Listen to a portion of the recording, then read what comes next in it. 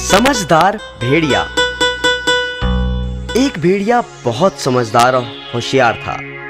एक बार की बात है, जब वह जंगल में से गुजर रहा था तो अचानक उसे एक मरा हुआ हाथी दिखाई दिया। भेड़िए ने अपने पंजे से उसकी चमड़ी उधेड़ने की कोशिश करी, परंतु क्योंकि चमड़ी बहुत सख्त थी, इसे काटना या उधेड़ना उसकी शक्ति से बाहर की बात थी।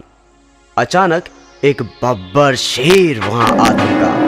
भेड़िया बोला, महाराज, मेरे मालिक, मैं तो बस आपके लिए ही इसकी रखवाली कर रहा था कि कब आप यहाँ आए और मैं आपको यह भेंट दे सकूं। कृपया आप इसे मेरी तरफ से स्वीकार करें। बब्बर शेर बोला, तुम्हारा धन्यवाद, परंतु तुम तो मेरा स्वभाव जानते ही हो कि मैं किसी दूसरे के द्वारा किए गए शिकार को स्वीकार नहीं करता।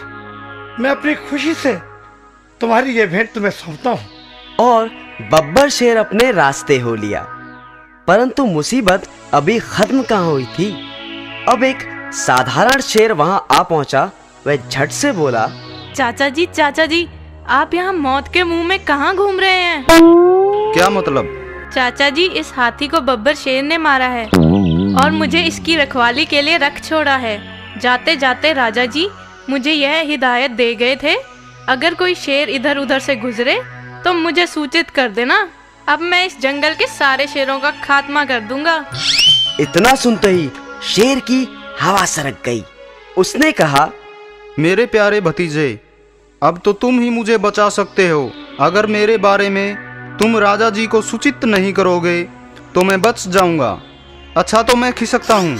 यह कहते हुए शेर रफू चक्कर हो गया। उसके जाने भर की देर थी कि एक चीता वहां आन पड़ा।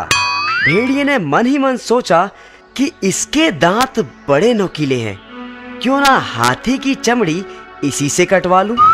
बस फिर क्या था, वह झट से बोला, क्यों भांजे, कहाँ रहे इतने दिन? बड़े समय से नजर नहीं आए। और क्या बात, बड़े कमजोर और भूखे लग रहे हो।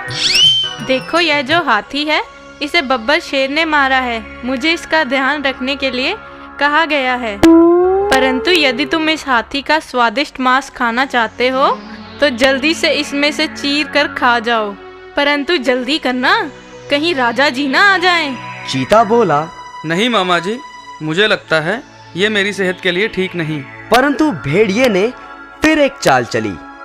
सुनो भांजे, हौसला रखो और खाना शुरू करो। जैसे ही बब्बर शेर मुझे दूर से दिखाई देगा, मैं तुम्हें उसके आने की खबर दे दूंगा। बस झट से भाग जाना। तो बस फिर क्या था, चीता भेड़िए के झांसे में आ गया और हाथी के पास पहुंचा। उसने जैसे ही हाथी की चमड़ी को उधेड़ा, भेड़िया चिल्लाने लगा, भांजे फूट लो, शेर आ रहा है। झट से चीता 9-2-11 हो गया। इस तरह भेड़िए ने लंबे समय के लिए अपने भोजन का प्रबंध कर लिया।